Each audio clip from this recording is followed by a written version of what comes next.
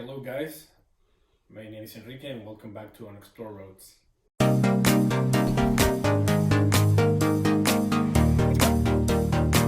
Today I'm gonna tell you a little story about the time when I get an accident in northern BC driving my motorcycle.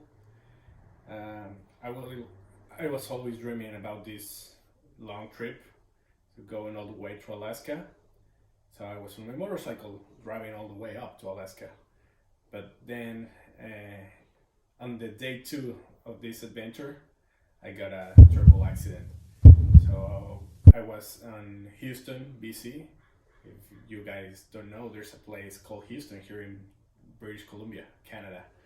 So just entering this small town, I don't know what happened, and after that, I just woke up at the hospital. It was just like shocking. So it was really weird. In case you were asking, how does it feels like?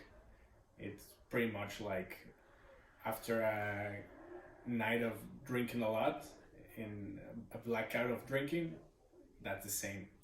So I have no idea what happened then, and pretty much I have amnesia and I totally forgot what happened like for um, 2 hours before the accident, and to the moment I just woke up at the hospital, and I don't even know where I am or where I'm going.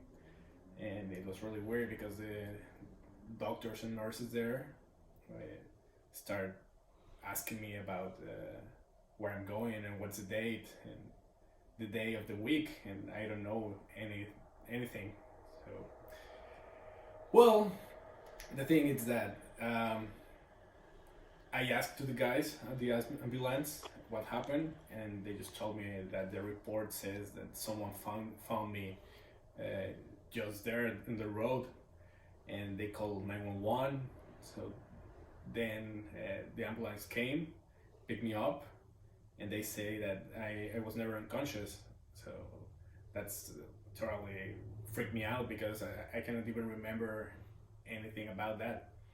So I was always conscious, but I cannot remember anything.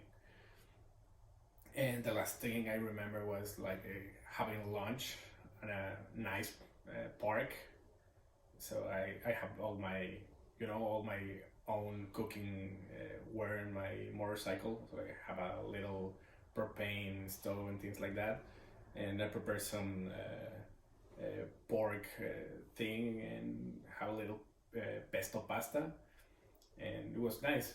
Then I just ride my bike, hit the road, and well, I finally need to get transport by plane from Smithers in BC. That's a little city in northern BC. So they transferred me because the doctors were a little concerned about the amnesia, and they need to transfer me to Vancouver so a specialist can check me and see what's going on with my head, because I got a concussion on the accident. And yeah, pretty much that's how I almost died on a road trip trying to hit Alaska on my motorcycle. So guys, just remember, try to drive safe. If you were wondering how this happened, well, I've been planning this for a long time. Um, I live in Vancouver, so the plan is to hit the road and go all the way to the Arctic Ocean. And yeah, I bought a lot of stuff in Amazon for the camping. I get just a brand new pair of tires for my motorcycle, and the first stop is gonna be Prince George, um, a city in northern BC, like 8 9 hours away from Vancouver, around 800 kilometers. And of course, I'm gonna make a lot of stops in between.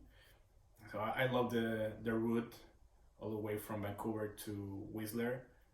It's called Sea to Sky, so it's a beautiful landscape there. And I always love to hit the road and ride over there. So I make some pictures there, have some videos too with the drone. And yeah, well, then the first stop on this trip was some lakes close to Pemberton, Joffrey Lakes. It's a must here in the province. So it's a really popular place. So the first night, I spent the first night in a camping site in Prince George. It was kind of rough the way there because I have a heavy rain on my way. So I just arrived really wet to the campground.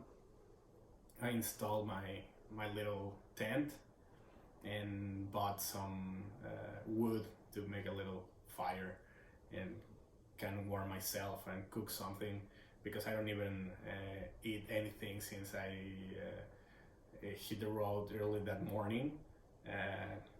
I started that trip around 5 a.m. in the morning in Vancouver, so I want to see the sunrise on the highway, and it was really cool.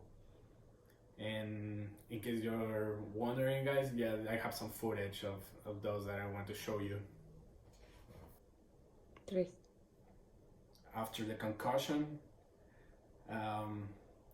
well, the doctors and Smithers